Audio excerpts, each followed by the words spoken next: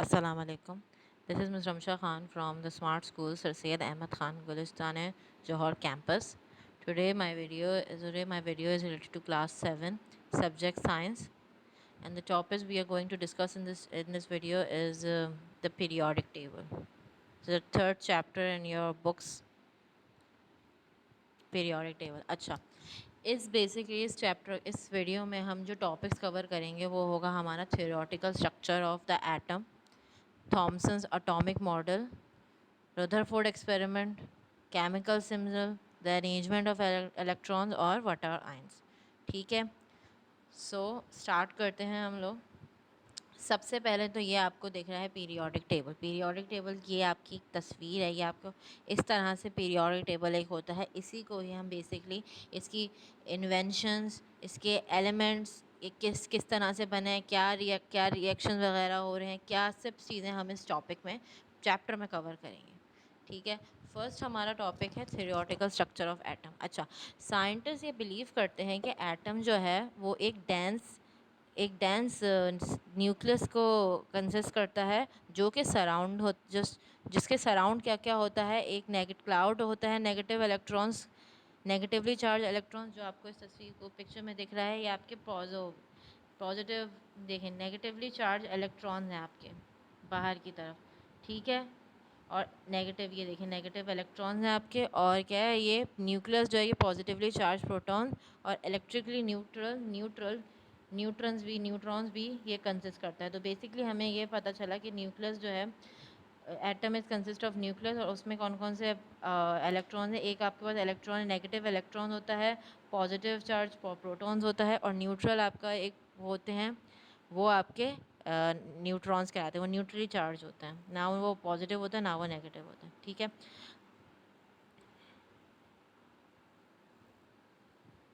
अच्छा, अब हम देखेंगे कि कितने कौन कौन से साइंटिस्ट हैं ये सब डिस्कवरीज़ की हैं। अब फर्स्ट हमारा साइंटिस्ट है जॉन डाल्टन। जॉन डाल्टन, जिनका टेन्योर 1766 से 1844 तक थे।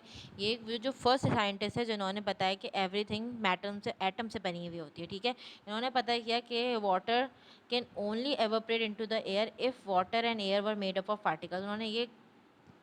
इन्होंने ये डिस्कवर किया कि वाटर जो है वो पानी में एवेपरेट करता है। Water evaporate in air if air and, अगर जाहिर है जो चीज़ जिसमें उन्होंने ये डिस्कवर की कि पानी जो है वो एयर से ही एवेपरेट होता है। क्यों? तो अगर वो दोनों एटम से बने हुए नहीं होते तो ये रिएक्शन नहीं हो पाता। फिर उन्होंने एक और आइडिया दिया कि everything is made up of particles which can not be broken down into anything smaller. अब उन्होंने ये भी एक आइडिया दिया कि मतलब पार्टिकल्स जो हैं वो broken down into anything smaller भी नहीं हो सकते। ये इन्होंने पार्टिकल्स को एटम्स का, छोटे छोटे पार्टिकल्स को इन्होंने डिफरेंट एटम्स भी इन्होंने थॉट कि different atom have different weights and did experiment to prove them. अब उन्होंने पता कर लिया कि सब चीज़ें एटम से बनी हुई हैं, तो उन्होंने डिफरेंट एटम्स को, उन जिनके डिफरेंट वेट्स थे उन पर डिफरेंट एक्सपेरिमेंट्स किए इस चीज़ को प्रूव करने के लिए। सही है, तो जॉन डाल्टन ने बेसिकली एटम्स को डिस्कवर किया था। अब जोसेफ जॉन थॉमसन ने क्या किया है, उनका टेन्योर 1856 से 1940 तक था। उन्होंने ये बताया कि there are particle ever smaller than atom. अच्छा, और उन्होंने बताया कि एटम से भी छोटे कुछ पार्टिकल होते हैं। उन्होंने उस चीज़ को कैसे प्रूव किया, यूजिंग अ कैथोड रे। उन्होंने कैथोड रे को यूज़ किया, कैथोड रे ट्यूब को यूज़ किया, जिसमें उन्होंने डिस्कवर किया एग्जिस्टेंस ऑफ सब atomic particles, electron. In Thomson's atomic model, most of the space in the atom is made up of positively charged material with lots of tiny energy charged electrons scattered around it. अब इन्होंने किस चीज़ का discover किया, इन्होंने electron, atoms के अंदर भी एक पॉजिटिव इन्होंने मटेरियल को डिस्कवर किया जिसमें टाइनी चार्ज इलेक्ट्रॉन स्कैटर्ड हुए हैं, यानी इन्होंने बेसिकली न्यूक्लियस को डिस्कवर किया था। ठीक है, अब हमारा थर्ड जो साइंटिस्ट हैं वो कौन सा है, अर्नेस्ट रदरफोर्ड। रदरफोर्ड ने क्या किया, उन्होंने जे थॉमसन के एक्सपेरिमेंट को मॉडल को पढ़ा, और फिर 1911 में उन्होंने क्या किया, उन्होंने fired a beam of positive particles against the thin foil expecting. उन्होंने एक थिन फॉयल को एक्सपेक्ट किया, उन्होंने फायर की बीम को positive particles against thin foil expecting them all to pass straight through. ये आपकी डायग्राम जो है इस चीज़ की वो पेज नंबर 33 पे है, रदरफोर्ड एक्सपेरिमेंट के नाम से।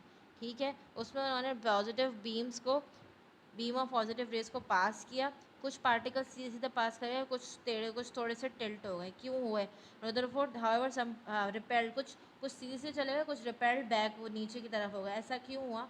तो उन्होंने डिसाइड किया there must be a positive but in the centre of each atom also this positive but must be very small, otherwise most of the particle have gone through the gold foil. अच्छा, अब उन्होंने उस चीज़ को discover किया कि भाई उन्हें पता चला, उन्होंने थॉमसन के मॉडल को किया था स्टडी, तो उसमें उन्होंने सिर्फ एक पॉजिटिव मटेरियल की इन्वेंशन की थी। इन्होंने जब उस पॉजिटिव मटेरियल से कैथोड रे जो आपकी नेगेटिव चार्ज होती हैं वो पास करवाई, तो कुछ पास हो गई, कुछ पास नहीं हुई। ऐसा क्यों हुआ? क्योंकि उनको लगता है कि वहाँ पे कोई नेगेटिव चार्ज पार्टिकल भी है, तभी ये रिपेल होके सीधा जा रहे हैं। ठीक है। Rutherford atomic model therefore had a tiny positive charge nucleus with an electron whizzing about in the space around. अब इन्होंने अब इलेक्ट्रॉन्स की डिस्कवरी की, कि मतलब उस न्यूट्रॉन के अंदर पॉजिटिव नेगेटिवली चार्ज इलेक्ट्रॉन्स भी प्रेजेंट हैं। सही है। अब नील्स बोहर ने क्या किया था? नील्स बोहर जो 1985 से 1962 के दरमियान थे, उन्होंने उन दोनों रदरफोर्ड और बोहर ने मिलकर एटॉमिक मॉडल फर्दर बनाया by suggesting that electron orbit the nucleus at high speed in fixed orbits around the nucleus. इन्होंने सजेस्ट किया कि जो इलेक्ट्रॉन है वो तब घूमेंगे न्यूक्लियस के at high speed in fixed orbits में around the nucleus. The Rutherford Bohr model helps us to explain the periodic table. उनका जो मॉडल था उससे ही हमें बेसिकली पीरियोडिक टेबल को ज़्यादा आसानी से हमें पता चल गया था उसके बारे में। अच्छा, थॉमसन का मॉडल जो था वो प्लम पुडिंग मॉडल भी कहलाता है। Electrons are like negative plums embedded in a pudding of positive matter.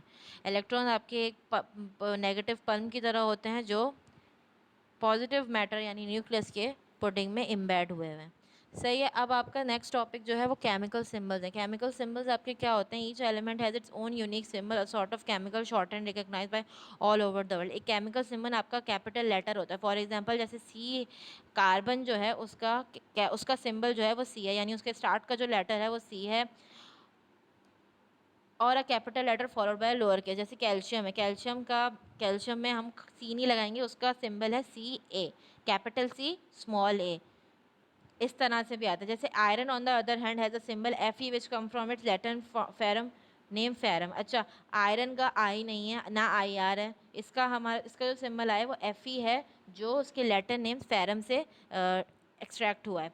Other elements have symbols made from their first letter and one letter in their name. जैसे magnesium में M G हो गया, zinc का Z N है example of this. सही है। अब आपको जैसे केमिकल सिंबल्स पता चल गए, अब आप नेक्स्ट टॉपिक जो है इसका सब टॉपिक जो है वो है atomic number and mass number. Atomic number आपका बेसिकली होता है number of proton in an atom is called an atomic number. आपके प्रोटॉन्स के जितने नंबर होंगे ना आपके एटम के अंदर, वो आपका बेसिकली एटॉमिक नंबर कहलाएगा। और एटॉमिक मास नंबर आपका क्या कहलाता है? Mass number sum of protons and neutrons in an atom is called mass number. Mass number का फॉर्मूला होता है number of proton plus number of neutrons. तो आप लोगों को इस एग्जाम्पल में दिख रहा होगा, देखें यहाँ पे कार्बन का मास नंबर ऊपर 12 लिखा हुआ है, एटॉमिक नंबर 6 लिखा है, यानी इसमें इसमें कितने हैं? ऑल कार्बन एटम है 6 प्रोटॉन इन द न्यूक्लियस। इसके 6 जो हैं प्रोटॉन्स होंगे इसके न्यूक्लियस के अंदर, और इसके प्रोटॉन्स भी 6 हैं, न्यूट्रॉन भी 6 हैं, तो इन दोनों का सम आपका हो गया 12। तो इसीलिए एटॉमिक मास नंबर जो है वो कार्बन का 12 होगा और उसका एटॉमिक नंबर 6 है। ठीक है। Arrangement of electrons. हाँ, arrangement of electrons, Bohr and Rutherford worked out a theoretical method for atom in which electrons are arranged in layers around the nucleus। इस तरह से इसका अरेंज हुए हैं इलेक्ट्रॉन्स, किस तरह से इलेक्ट्रॉन्स अरेंज हुए हैं in the layers around the nucleus. Each layer of shell can held a certain number of electron. The first shell can be maximum of 2। अच्छा, इसमें थ्री डिफरेंट शेल्स बताए हैं। देखिए, फर्स्ट शेल जो है जो आपको दिख रहा है पहले में, इसमें 2 इलेक्ट्रॉन आ सकते हैं। ठीक है, 2 इलेक्ट्रॉन आ सकते हैं। जो आपका सेकंड शेल होता है जो आपको इसमें दिख रहा है, देखें फर्स्ट आपका 2 है, सेकंड शेल जो है जैसे आपको नियॉन की एग्जांपल दिया है यहाँ पे, तो इसके फर्स्ट शेल में 2 इलेक्ट्रॉन्स आएंगे और जो सेकंड शेल है उसमें 8 इलेक्ट्रॉन आए। तो 8 सेकंड शेल का मैक्सिमम 8 इलेक्ट्रॉन आ सकते हैं, फर्स्ट शेल में मैक्सिमम 2 इलेक्ट्रॉन आ सकते हैं। और थर्ड शेल में आपका कितने आ सकते हैं? थर्ड शेल में आपके मैक्सिमम 12 आ सकते हैं, 12। नहीं 12 नहीं, सेकंड शेल में ऐसा, उसके जो आपका थर्ड शेल होता है 18 इलेक्ट्रॉन्स तक कर सकता है वो, maximum of 18 electrons at but fill up to 8. The electron built up from the first shell filling out each one until the electrons are placed. This means the electrons are close as to the nucleus. The table shows, अब आपको एक table भी दिखाया गया है कि किस में क्या होता है। जैसे आपका फर्स्ट है हाइड्रोजन, हाइड्रोजन में आपका एटॉमिक नंबर 1 है, इलेक्ट्रॉन भी नंबर 1 है, फर्स्ट शेल में आपका 1 है। हीलियम में जैसे 2 हैं, लिथियम में आपके 3 इलेक्ट्रॉन है, फर्स्ट शेल में 2 हैं, सेकंड शेल में 2 तो 1 है। और नियॉन आपका क्या है, उसमें आपके सेकंड में फर्स्ट शेल में 2 हैं और सेकंड शेल में 8 हैं। तो इस तरह से इन सारों का इस तरह से ये बनेगा, ठीक है।